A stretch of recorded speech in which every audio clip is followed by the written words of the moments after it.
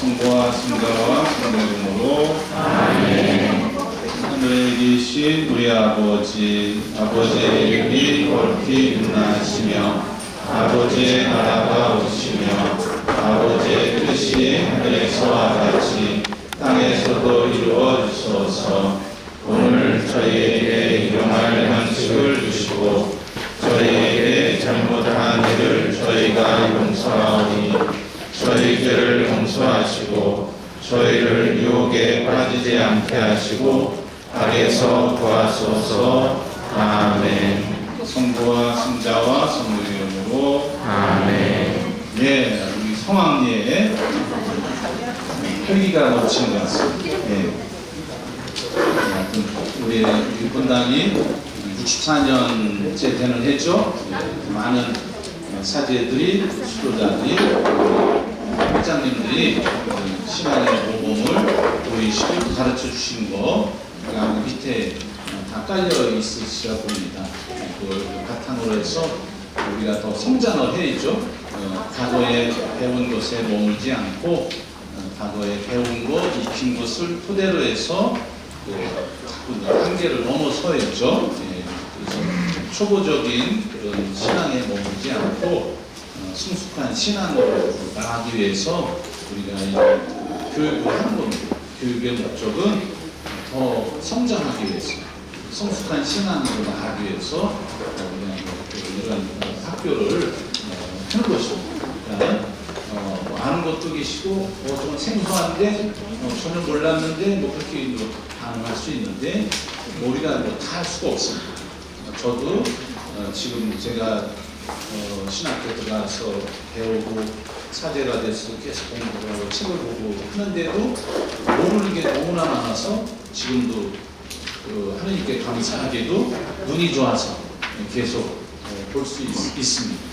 아마 눈이 아프고 그러면 아마 못 볼 텐데 더 공부하라고 건강, 눈의 건강을 주셨는지 지금도 하여튼 보고 있습니다.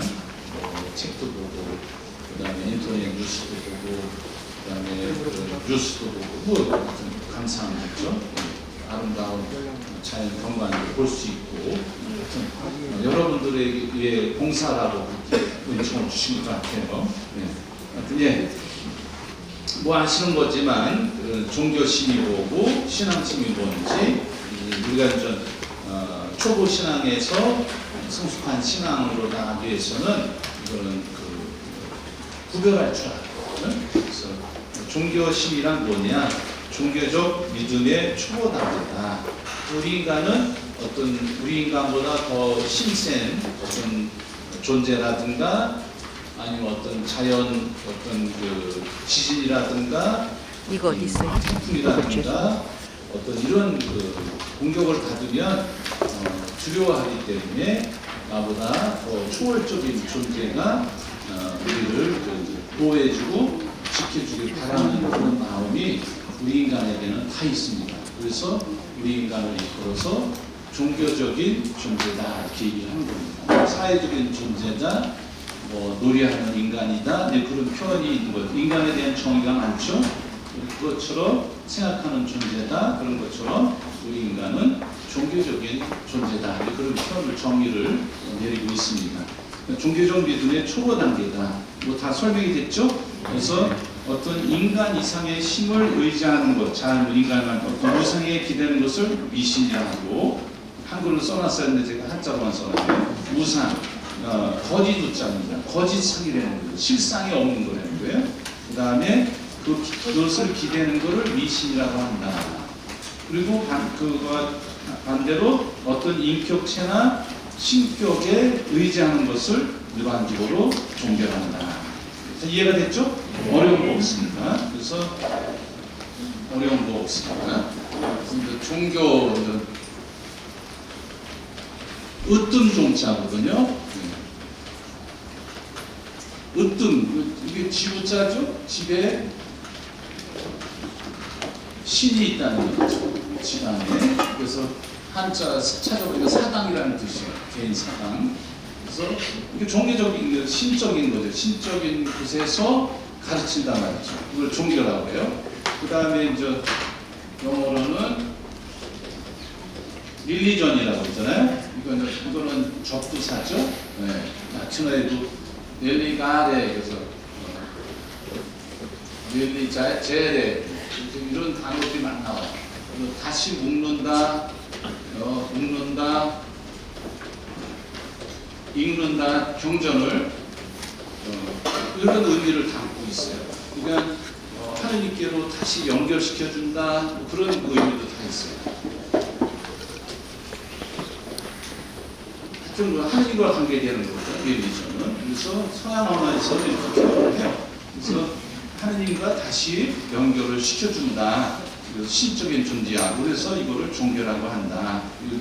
뭐 우리가 다 아는 거. 사전적인 의미 있죠. 그 다음에 우리나라는 고대 고등 종교만 있었던 게 아니라 무속 그런 샤머니즘 같은 게 있었죠. 우리 이제 반구역장님 교육 때 한번 얘기한 건데 그래서 무당이라고 그러잖아요. 이거는 무당이 뭐냐면 하늘과 땅을 연결시켜주는 존재라는 거예요. 그게 이제 무교죠, 무교. 그래서 이제 저기 시베리아에서부터 우리나라로 동남권내로 들어왔다는 거예요. 그래서 샤만이라고 하잖아요. 네. 고대 사회에서는 재정일치제, 종교와 정치는 하나였어요. 그러니까 임금이 사제 역할도 하고 정치 역할도 다 했던 거예요. 근데 이제 이것이 근대화되면서 국가가 성립되면서 이제 재정 분리가 되는 거죠. 정치와 종교는 분리되면서 어떤 사제 같은 존재가 등장하기 시작한 거죠. 오케이? 내가 따라오셨죠? 그래서 우리 종교도 사제도 어떻게 보면은 하늘과 땅을 연결해주는 존재인 거죠. 한자에 벌써 그게 다 무자라는 단어 안에 다 포함이 되어 있습니다. 의미를 담고 있다. 참 재밌죠? 네. 이 단어가. 그래서 한자는 뜻글자이기 때문에 그걸 잘 익히면은 그 의미를 잘 알 수가 있어요. 네. 그래서 저도 이제 사제로서 하느님과 연결시켜주는 존재죠. 네. 하여튼, 네. 그래서 그거는 상식적으로 알아두시고요. 신앙심이 뭐냐? 신앙심은 인간의 본능적인 행위가 아니고 종교심이 아니라는 거죠. 하느님의 계시와 은총의 부르심에 대해 신앙인이 인격적으로 그런 하느님의 알려주신 계시와 은총에 응답하는 그런 믿음 행위를 신앙이라고 한다. 무슨 얘기 하셨죠? 네. 하느님께서 계시 다 말씀을 드렸지만은 견진교리 때 말씀을 많이 드렸어요. 계시가 뭔지.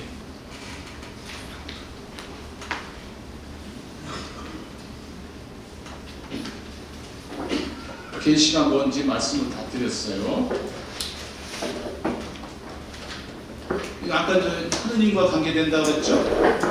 열계자니까 하느님이 열어 보이는 거예요. 하느님이 누군지 몰랐는데 당신 자신이 사람을 통해서 어떤 사건을 통해서 내가 누구인지 그 다음에 내가 원하는 뜻이 무엇인지 알려줘요. 하느님의 계획이 뭔지 그거를 알려준 거를 계시라고 하는 거예요. 오케이?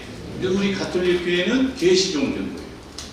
오케이? 그러니까 하느님이 이스라엘 백성들을 찾아오셔서 내가 누구다, 내가 야훼다, 너희들이 이집트에서 종살이하고 있지, 너희들의 울부짖음을 내가 들었어. 내가 너를 찾아갈게.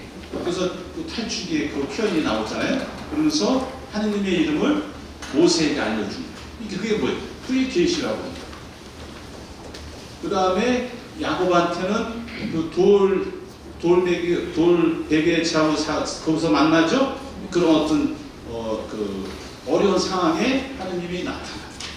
그런 경우. 하여튼 그래서 당신이 하느님의 뜻과 계획을 하느님의 자신을 드러내 보여주고 하느님의 뜻을 밝히고 그 다음에 하느님의 의지 뜻 같은 거죠. 이거를 계시라고 합니다. 그래서 우리 그리스도교 가톨릭 교회는 하느님이 당신 자신 누구라는 거, 뜻이 뭔지 그런 플랜을 알려주는 그 두 가지가 있어요. 우리 가톨릭 교회는 뭐가 있어요? 성경이 있는 거죠. 기록된 하느님 말씀, 그 다음에 하느님께서 성령 하느님께서 사도들에게 맡기신 하느님 말씀, 그걸 성전이라고 하죠. 다 말씀을 드렸어요. 어려운 거 없습니다. 다 배우신 거예요. 거룩한 전통이에요. 성경에는 예수 그리스도 오기 전에 적힌 구약 성경이 있고, 예수님 오신 후에 하느님의 그런 의지, 뜻이 밝혀진 게 신약 성경이 있고, 그렇죠? 네. 성전에는 사도적 전통이 있는 거예요. 사도들의 가르침이 있고요. 그 다음에 교회 역사를 통해서 우리 공예나 이런 어떤 유명한 성인들의 삶을 통해서 하느님의 뜻과 계획이 드러났습니다. 그걸 뭐라 그래요? 교회사적 전통이라고 해요. 오케이? 그래서 교회사적 전통 안에는 교부들, 교회 스승들, 그렇죠? 네, 교회 초기 교회 저술가들, 그 다음에 성인 성녀들, 그 다음에 공예, 그 다음에 뭐 어떤 교부도 있고, 그 다음에 어떤 그 전례 이런 등등을 통해서 하느님의 뜻과 계획이 드러나요. 성전 안에서. 됐죠? 네. 이게 우리 가톨릭 개신교는 요거만 있는 거예요. 그래서 우리 교회 가톨릭 교회하고 차이가 있는 거예요. 그래서 잘 생각해 보시면 이게 다 하느님의 말씀이라고 우리가 믿잖아요. 우리가 계시라고 하는데, 불교에 보면 그 불교 경전을 뭐라 그래요? 불경이라고 하는데, 다 석가모니 가르침만, 그 말씀이 직접 했다는 것만 나온 게 아니라 석가모니 제자들이 얘기한 것까지 다 포함해서 뭐라 그래요? 불경이라고 해요. 오케이? 네. 한번 물어보세요, 그 사람들한테. 뭐 달마대사가 얘기했다고 다 불경이라고 하죠. 그렇죠? 네. 그러니까 마찬가지로 예수님의 제자들이 하느님의 뜻과 계획, 의지, 플랜을 삶을 통해서, 가르침을 통해서 나타났다. 그걸 성전이라고. 그래서 이거를 다 계시라고 해요. 오케이? 계시 정리됐죠? 네. 그 다음 은총이 뭐냐?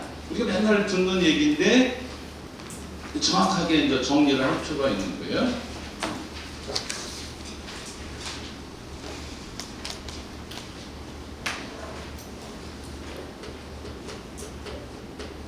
은총, 뭐 영어로는 그레이스라고 그러죠. 그러니까 선물이에요, 선물. 라틴어로 그라시아라고 하는데, 근데 이런 그 단어의 본 뜻은 선물이에요, 선물. 선물이니까 누가 주는 거죠? 누가 주는 거예요? 하느님. 그래서 하느님의 부르심에 걸맞게 살 수 있도록 하느님이 주시는 은혜를 은총이라고 합니다. 하느님의 부르심에 걸맞게 살 수 있도록, 이게 우리가 하느님의 자녀로서 잘 살 수 있도록 하느님이 베푸시는 은혜를 은총이라고 한단 말이죠. 오케이? 정리됐죠? 네, 은총. 은총이 아니고요. 네, 은총. 네. 하느님의 부르심에, 하느님의 자녀답게 하느님이 우리를 누구를 부르시는 거예요? 당신의 자녀로. 그 자녀답게 살 수 있도록 하느님이 베푸시는 은혜를 은총이라고 한다. 그래서 은총에는 몇 가지가 있어요. 그래서 우리가 하느님의 자녀답게 살 수 있도록 도와주는 것을 도와준다 말이죠. 뭐 조력 은총까지 모르셔도 돼. 성사 은총이라는 게 있어요. 성사 은총. 그러니까 성사를 받으면 하느님의 자녀답게 살 수 있도록 은혜를 베푸신단 말이죠. 그러니까 우리가 세례 성사, 견진 성사, 혼인 성사. 어떤 사람이 혼인 성사 받았는데도 이게 부부가 이렇게 갈라지더라. 그럴 수 있죠. 그런 은총을 잘 빛나게 하면 되는데, 이게 은총 받았으면 그냥 가만히 있어도 된다? 아무렇게나 해서 그건 아니죠. 오케이? 네. 은총을 잘 빛나게 해야 돼요. 근데 많은 경우에 은총을 받았으면 그냥 가만히 있어도 된다. 그거 아니에요.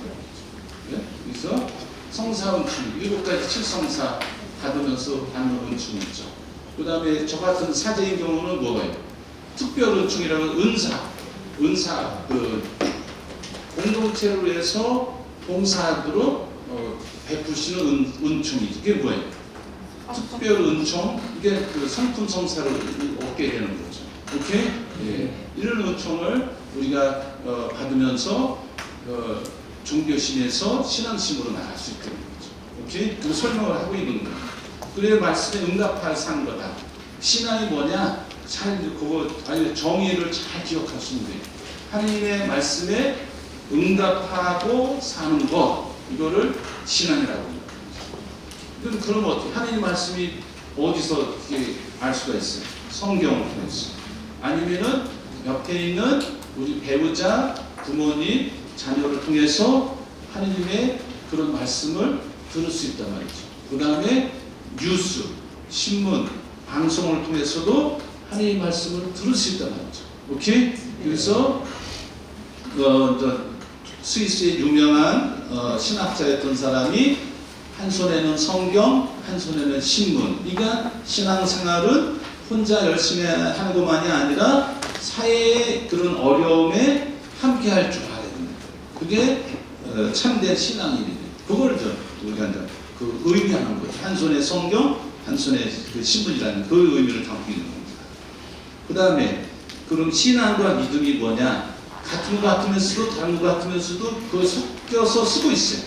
섞여서. 그래서 여기서는 구별된 거로 제가 표현을 했는데 신앙은 믿음을 넘어선다. 한자어로 표현한 것처럼 신앙은 믿고 받드는 일이다. 믿고 받드는 일이다. 믿을 신, 그다음 믿을 앙자니까 믿고 받드는 거를 신앙이라고 합니다. 한자로 표현하면. 그래서 신앙은 하느님을 받들기 위해서 제정된 그 제도와 관습과 전통을 수행하는 거다. 근데 거기에 머무는 것이 아니라 그리스도교 신앙은 그런 제도적인 것만이 아니라 그런 그 신앙적 행동을 반복하면서 태도나 덕을 쌓게 되죠. 예, 그러면서 온전한 신앙인이 되는 거죠. 오케이? 예, 그래서 오래된 그 신자분들을 보면은 아주 그 딱 모습이 잘 그 형성된 분이 있어요. 그게 이제 그냥 습관적으로 왔다 갔다 하는 것이 아니라 미사를 하던 기도를 하던 그런 마음을 다해서 기도하는 삶이 계속 이루어진 분들은 나이가 먹었어도 딱 모습이 딱 아주 거룩해 보여요. 그게 있다고요. 네, 무슨 얘기 하셨죠? 그러니까 덕이라는 게 뭐예요? 신앙의 덕이라고 있다고 그랬죠? 칠성사, 아니 그 신덕이 있다고 그랬죠? 덕이라는 게 뭐예요? 하느님 선으로 기울어지는 마음가짐. 그러니까 한두 번 하는 것이 아니라 이거 죽을 때까지 해서 그게 몸에 배는 거죠. 그렇죠? 그거를 덕이라고 해요. 예? 그래서 우리 교회에서는 신덕이라고 해요. 신덕. 믿을 신, 믿음의 덕이죠. 예? 신앙의 그 믿음의 덕이죠. 신덕성이 있잖아요. 예. 믿음, 그러니까 하느님이 가르쳐 준 것만이 아니라 그런 그 은총을 이웃들에게 나눌 때 그 신덕이 형성되어가는 거죠. 오케이? 예. 그 다음에 뿐만 아니라 신앙생활을 혼자 하는 게 아니다. 공동체에 소속되어 사람들과 더불어 하느님을 향해서 나아가는 거다. 우리가 주일에 왜 오는 거예요? 혼자 신자 생활하는 것이 쉽지 않기 때문에 공동체 안에서 같이 기도하고 같이 격려하고 서로 위로하기 위해서 이런 주일에 미사로 오는 거예요. 의무감 때문에 오다 보면 아유 성당에 갔더니 나를 알아보지도 않고 말이야, 아는 척도 안 하고 이렇게 돼버리는 거죠. 내가 먼저 다가가고 내가 먼저 인사를 해야 되는데 누가 해주기를 바라다 보면 몇십 년을 다녀도 혼자 있는 거죠. 신자 생활이 안 되는 거예요.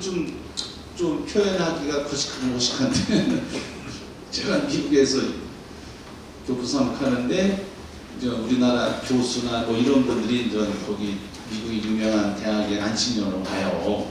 어느 신자 교수가 왔는데 주일에는 한 300명, 거의 400명이 주일 미사로 오는데 저기서 100m 이상 떨어졌는데 그 사람이 교수인지 무슨 일반 오던 사람인지 제가 어떻게 그거 알고서 뛰어갈 수도 없고, 아유 제가 자기 안 알아줬다고 아는 척 안 했다고.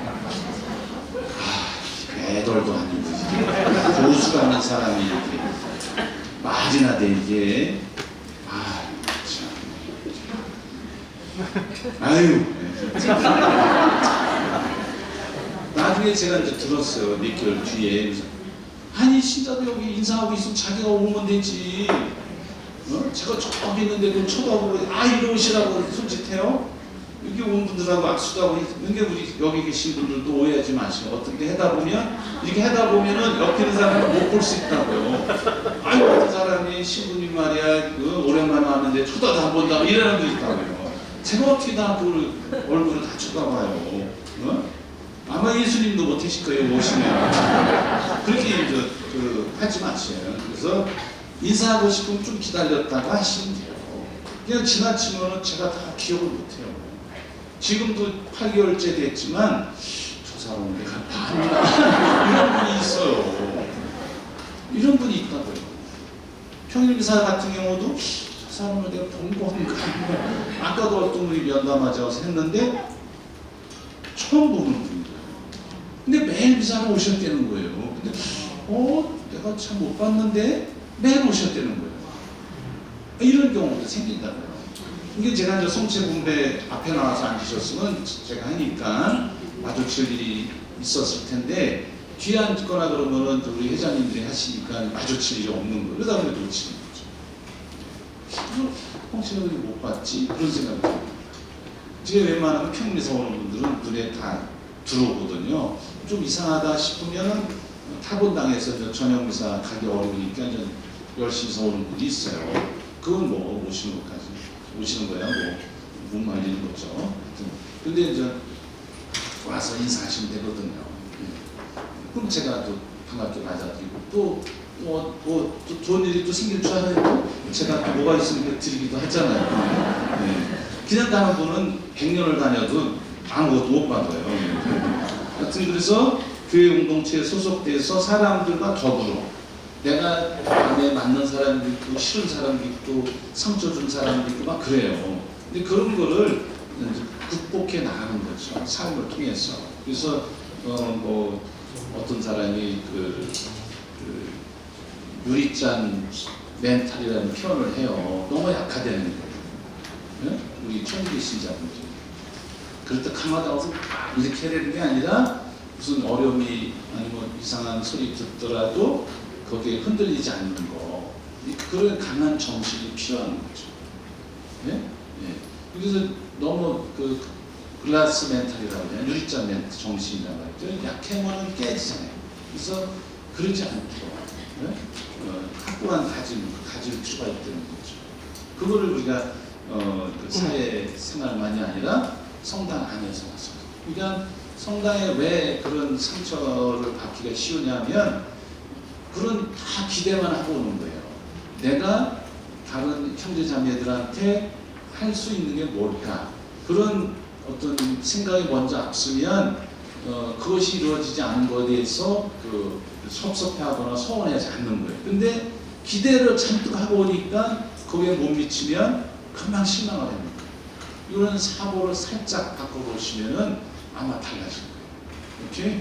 그렇죠? 예. 그걸 좀 바꾸실 수가 있다는 거예요. 예.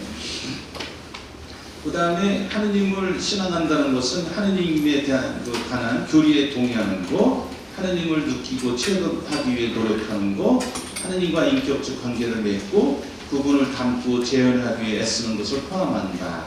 이게 이제 뭐 어떤 교리 배우는 거, 그 다음에 피정하는 거, 기도하는 거, 성경 읽는 거, 이사 참여하는 이 모든 것을 포함한다. 그렇지만 모든 것이 다 동시에 이루어지지 않아요. 부족한 게 너무 많아요. 네?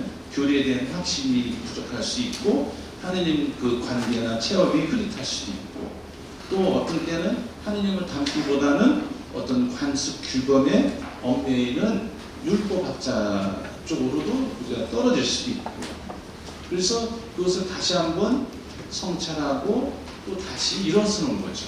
그렇죠? 이런 사순식이, 대림식이 우리 교회가 정한 것은 예수님의 구원 역사를 경축하는 것도 있지만, 사순시기를 맞이해서 우리가 갖고 있는 잘못된 악습들을 다시 성찰하고 반성하고 다짐하면서 끊어내기 위해서 그런 그 전례 기간이 있기도 한 거거든요. 무슨 얘기 하셨죠? 그런 의미도 담고 있다는 거예요. 우리가 놓치지 않았으면 좋을 것 같아요. 예. 이런 외에는 계속 확신이 부족할 수도 있고 하느님 관계가 흐릿할 수도 있고, 예? 그러면서 다시 또 하느님께 나와서 다시 시작하는 거예요. 이게 중요한 거죠. 하루아침에 되지 않아요. 예. 며칠 전에 그 장미란 역도 선수 이렇게 인터뷰 하는 거를 잠깐 제가 봤더니 끊임없는 이 훈련을 한 거예요. 끊임없이. 그렇기 때문에 그런 올림픽에서도 금메달을 딸 수 있었고, 그런 그 대단한 선수로 이 역사에 기록이 되는 거지, 하루 이틀 연습해가지고 한두 달에 다 되는 게 아니라는 거죠. 신앙생활도 죽을 때까지 그런 것을 하나씩 몸에 배도록 훈련하는 과정이라는 거죠. 이거를 우리가 항상 마음에 담고 사셔야 돼요. 그렇죠? 그래서 영신 수련이라는 표현을 쓰는데 spiritual exercise라고 해요. 엑서사이즈는 뭐예요? 훈련이에요. 수련이에요. 그러니까 영신 수련, 영적인 훈련, 이거는 하루아침에 되는 게 아니래요. 네. 그래서 그런 신앙은 머리와 마음과 몸, 온 삶으로 하는 것이다. 신앙은 이성과 감정과 의지를 다 포함하고 있다는 거. 이성만 가지고 하는 것도 아니고 감정만 가지고 하는 것도 아니고 의지까지 다 포함한다는 거. 신앙한다는 것은 주님을 생각하고 고백하는 거, 주님을 마음으로 신뢰하고 따르는 거, 온몸과 모든 의지를 다해 주님을 닮는 방식으로 살아가는 거다. 그러니까 우리가 와서 뭐 내일부터 지역별 투모하지만 고해성사 하는 거, 그 다음에 기도하는 거, 십자가를 하는 거, 일사천리하는 거, 이 모든 것들을 그 주님을 닮아가는 거죠. 그 다음에 사순절 실천표도 드렸지만 매일매일 다 못하죠. 그런 40일 동안에 한 가지만이라도 내가 우리 부모님께, 우리 배우자에게, 우리 자녀에게, 이웃들에게 실천해 간다면 이것이 이제 쌓이고 축적돼서 내년에는 좀 더 나은 신앙이 되고 또 다른 게 더 나은 신앙이 되는 거죠. 죽을 때까지 하는 거죠. 그렇죠? 예. 신앙은 맹목적 확신이 아니다. 신앙은 종교적 형식과 예식의 기계적 반복이 아니다. 이거로 자꾸 생각하는 사람이 있어요. 그래서 그게 아니라는 거. 신앙은 신앙에 대한 언어적, 내가 주님을 믿습니다. 하느님은 사랑이시다. 그 언어적이죠. 고백적인 정의로 표현될 수 있지만 실제 삶 안에서 예수 그리스도를 닮은 모습으로 사는 것이다. 그러니까 하느님은 사랑이시고 하느님은 창조주이시고 하느님은 구원자시고 이렇게 언어적으로 표현할 수 있고 믿습니다 하면서 언어적으로 고백할 수 있지만 실제 삶에서 예수 그리스도를 닮아가는 거죠. 그러면은 예수 그리스도가 어떤 분인지를 어떻게 해야 돼요? 성경을 자주 읽고 반복해야죠. 그렇죠? 그래서 성경을 읽으시라고 그러는 거예요. 교리만 배우면 그런 교리적인 언어 표현으로 그칠 가능성이 많은 거죠. 그렇죠? 예. 신앙은 교조적인 그런 도구마적인 확신하기보다는 숱한 의심과 회의와 흔들림에도 불구하고 의지적으로 주님을 신뢰하고 희망하는 일이며 지금 여기서 주님과 이웃을 사랑하는 일이다. 그러니까 구약 성경에 등장하는 인물들이 누가 있겠어요? 아브라함도 하나님께서 가라고 해서 떠났어요. 떠났더니 떠나고 나서 그 다음에 땅이 막 늘어나는데 조카 롯하고 또 문제가 생겼어요. 근데도 하느님에 대한 그 약속을 확신해서 조카한테는 좋은 땅을 네가 돌아보고 전부 가져가라고 해요. 그러니까 이제 조카 롯이 딱 쳐다보니까 아이고 오면 푸른 풀에 그냥 물이 막 넘치고 이게 최고지. 그래서 조카 롯이 그 땅을 차지해. 근데 남은 땅을 차지한 그 아브라함이 차지한 땅은 형편없는 땅이에요. 형편없는 땅이에요. 이게 막막하지. 이게 우리가 양가 너 축하니까 너 저기 가서 살아. 나 이게 내가 가질게. 이렇게 할 가능성이 많다. 근데 아브라함은 하느님께서 하늘의 별을 봐라, 땅을 봐라, 바다의 모래알을 봐라. 이처럼 많이 해주고 너를 통해서 모든 민족이 복을 받을 거다. 그 약속을 믿었던 거예요. 신뢰했던 거예요. 그러니까 그런 난관에 부딪혀서도 자기 욕심을 채우지 않았다. 그리고 나중에 어떻게 자기 아들까지 바치라는 하느님의 명에 예스하고 응답을 해요. 왜? 하느님은 더 큰 그런 복을 준비하고 계시다는 믿음이 있었던 거죠. 회의가 없었겠어요. 이 아들을 주시고 나서 왜 뺏어가네? 이건 흔들리고 있었어요. 그런데 흔들리는 삶 가운데서도 하느님께 대한 믿음을 버리지 않아야 돼요. 그런 구약에 등장하는 그런 인물들을 통해서 우리의 신앙을 키우고 배우는 거죠. 요셉의 경우도 마찬가지죠. 자기 형제들에 의해서 팔려가고 그 다음에 그 보티팔의 집에 가서 열심히 일을 했는데 오히려 뒤집어 씌워가지고 감옥에 갇히고, 그렇지만 하느님께 대한 경외심, 믿음을 버리지 않았어요. 정말 이처럼 억울한 일이 어딨어요? 형제들이 이런 나쁜 놈이 어디 있어요? 이런 형제들이 있어요? 세상 찬지 없어요. 그런데 형들이 그냥 질투심에 의해서 그냥 동생을 팔아먹고 그냥 동생이 죽든지 말든지 하고, 그런데 요셉은 하느님께 대한 믿음을 버리지 않았대요. 이걸 통해서 나중에 크게 성공하잖아요. 그리고 자기 가족을 구원하고 자기 민족을 구원하잖아요. 한 사람의 믿음을 통해서. 예. 하여튼 이런 의심과 의심이 왜 없었겠어요? 하느님께 대한 회의가 있겠어요? 왜 흔들리지 않았겠어요? 이런 흔들림에도 불구하고 하느님께 대한 믿음을 버리지 않아야 돼요. 이거를 우리가 성경을 읽으면서 그걸 배우는 거죠. 하느님이 진짜 이걸 했을까? 정말 하느님이 7일 만에 창조했나? 6일 만에? 그거를 배우는 게 아니라 구약에 등장하는 인물들을 통해서 나의 신앙을 배워가는 거예요. 오케이? 예. 다 끝났네요. 예. 끝으로. 예.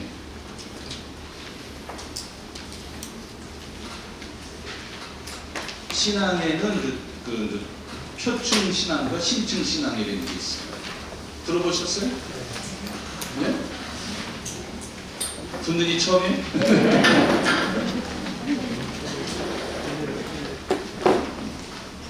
표층. 크게 쓸게요.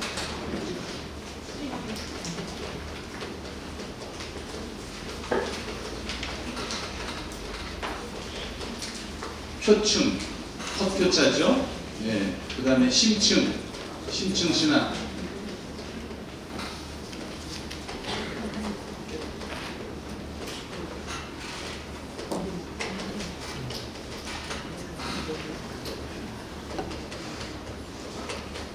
표층 신앙.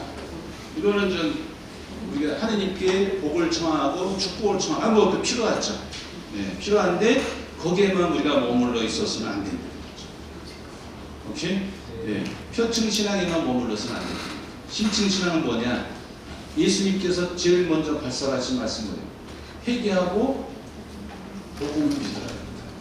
우리의 삶을 매일매일 그런 그 변화되어 나가는 삶으로 나가려고 하는 거예요. 이거를 심층 신앙입니다. 그래서 우리 용인 우리 교우분들은 표층 신앙에서만 머물지 않고 심층 신앙, 내 삶을 계속 변화시켜 나가려고 하는 거죠. 이 사순시기도 우리 교회에서 부활 축제를 준비하는 거로 정해놨지만 부활 축제를 맞이하기 위해서 우리의 삶을 그전의 악습들을 되돌아보는 거죠. 고해성사 보는 게 주일기사 빠졌습니다. 배우자 아주 미워 죽겠습니다. 이거만이 아니라 내가 갖고 있는 그런 악습들을 되돌아보는 거거든요. 악습이 뭐냐 말이죠. 내가 자꾸 변화한 게 뭐냐. 그거를 성찰하고 결심하고 하느님께 도움을 청하는 거죠. 그게 고해성사입니다. 근데 우리 자꾸 내일도 얘기를 말씀드릴까 말까 그러는데 미워하는 거. 근데 우리 많은 교우분들이 미워하는 게 그런 혐오나 이런 게 아니라 감정적인 미움이에요. 이거는 그런 죄라고 보기는 어렵죠. 이 설명을 드릴게요, 제가. 그런 분들이 너무 많아요. 오늘 좀 편해지시면 좋을 것 같아요. 네? 우리 형제님들에 대해서 이제 그 얘기를 해야 되는 거 아니에요? 미움이 이게 이제 한자로 혐오라고 그러잖아요. 이거 혐오는 아주 심각한 거죠. 이거는 아니고 우리는 감정적인 미움이 많아요. 싫은 거죠. 네? 그래서 뭐라고 해요? 영어로 dislike라고 하잖아요. 그렇죠? 네. 근데 dislike잖아요. 그러니까 우리 보자 신부는 사과를 못 먹어요. 알러지가 있어요. 그 맛있는 거를. 그래서 싫은 거죠, 그거는. 아니, 싫은 게 아니라 먹으면 안 되는 거죠. 못 먹는 거죠.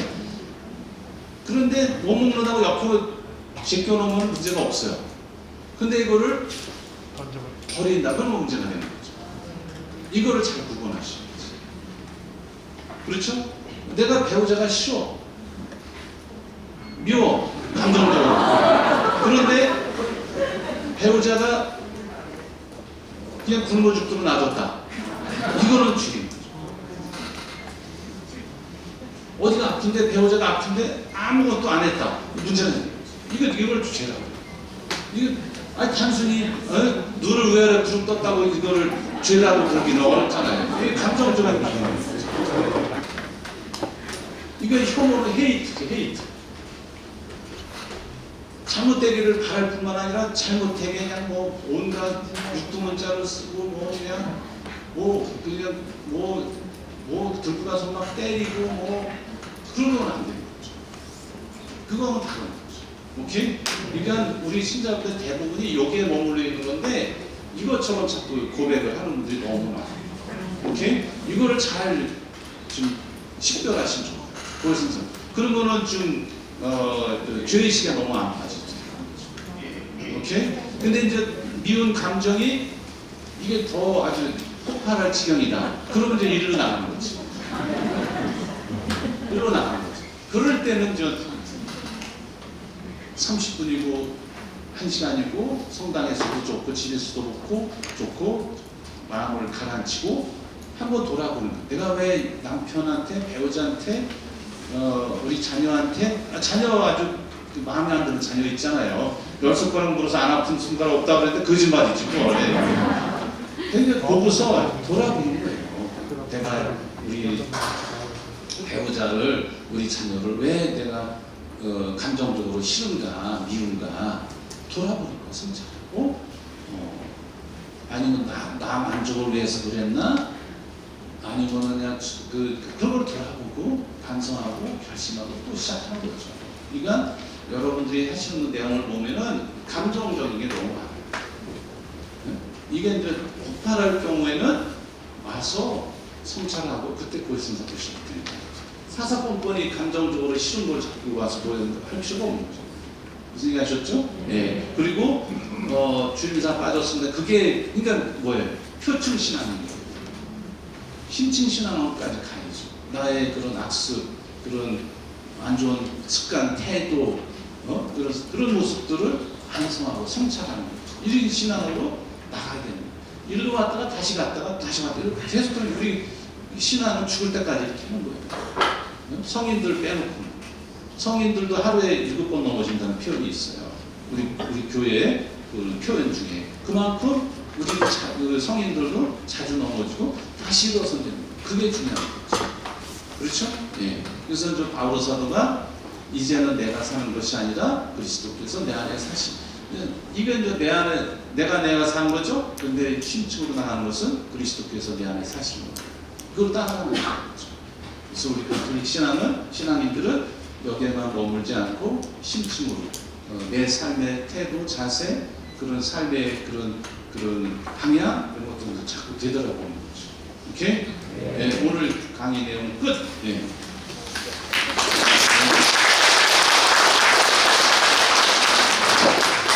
아까 말씀드린 대로 다음 주는 하느님의 집, 성전이 어떤 의미가 있는지, 그 다음에 궁전, 신구약 성전에 대한 거, 그게 1시간 만에 다 못해요. 그래서 이것이 이제 2시간 그 다음 주까지 넘어가시고 그 다음 주는 걱정하지 마시고요. 그 다음에 기도에 대한 거를 교리서에도 설명이 되어 있지만 먼저 자세히 제가 설명을 드릴 거예요. 그 다음에 하느님의 삼일체 하느님에 대해서 그리고 예수님도 포함이 되는 거죠. 그 다음에 칠성사 궁금한 거 있어요. 5분들이 할 수 하겠습니다만은 칠성사 되는 거. 그 다음에 내후년쯤에는 세계교회에서 계획입니다. 뭐 질문 있으시면 너무 일찍 끝났어요? 시간 가는 줄 모르셨어요? 좀 지루하신 것 같아요. 질문 있으시면 네? 질문 있으세요? 뭐 안 들리고 그런 거 없죠? 네.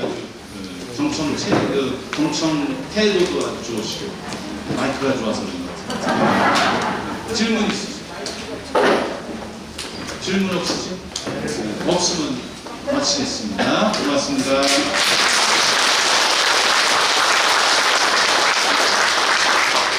오늘 영광이 주신 신부님께 다시 한번 큰 박수 부탁드립니다. 제가 잠깐 마스크 벗었는데 저 교육분과장이고요. 네. 아니 다른 게 아니고 저희가 그 명찰로 출석 체크를 하거든요. 근데 아까 지금 계신데 명찰을 안 가지고 가신 분들이 계신 것 같아요. 그래서 이따가 출석 확인하고 가시고 옆에 보시면 출석부가 있어요. 그래서 저희가 그 명찰로 출석 확인을 다 해서 저희 신안학교잖아요. 학교에는 개근상 하는 상을 주시잖아요. 그런 개근상도 준비하고 있으니까 그 명찰 출석 체크해 주시고 오늘 100명이라는 게 사실 가늠이 안 됐어요. 그래서 준비가 좀 미흡했던 부분이 많은데 다음 주부터는 더 잘 준비해서 미흡한 점이 없도록 하고요. 그리고 번호 찾으시는 게 조금 어려우셨던 것 같아요. 그래서 다음 주에는 번호를 1번부터 103번까지 있거든요. 그 103번을 다 붙여놓을 테니까 그리고 지금 자꾸 명찰 보시고 내가 몇 번인지 해서 잘 찾으시면 되겠어요. 그래서 명찰이 제자리에 남아있으면 그날 결석하신 거를 또 저희가 처리를 할 거고 명찰이 그렇다고 다른 분 거 대리 출석하시면 안 돼요. 내 명찰만 가져가셔야 돼요. 그래야 저희가 이렇게 출석을 하셨구나라고 체크가 될 것 같고요. 그 다음에 오늘은 개강식이라 떡을 했지만 매번 다른 간식 준비할 거예요. 그래서 준비 안 해도 될까요?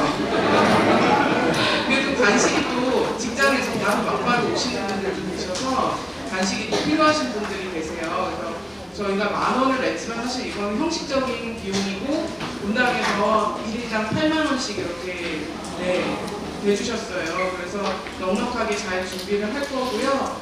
그리고 간식은 오늘은 오시자마자 드렸는데 강의 중간에 드리는 게 좋을까요? 아니면 8시 전에 오신 분들은 미리 드릴 수 있어요. 근데 8시보다 늦게 오시거나 그러면 간식을 나중에 가실 때 브레이크 타임 때 받아가시는 드셔도 걸로. 되고 브레이크 타임 때. 브레이크 타임을 10분 정도 주시면 그때 드리는 드셔도. 걸로 할게요.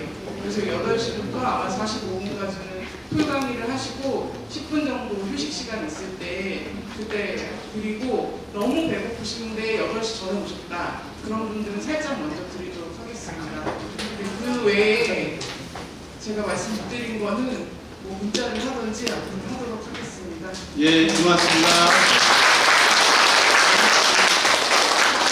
세분과위원회 우리 위원장님하고 교육분과 그다음에 홍보분과 황대님께서 좀 촬영을 했는데 수고 많이 해주셨어요. 고맙습니다. 성부와 성자와 성령 이름으로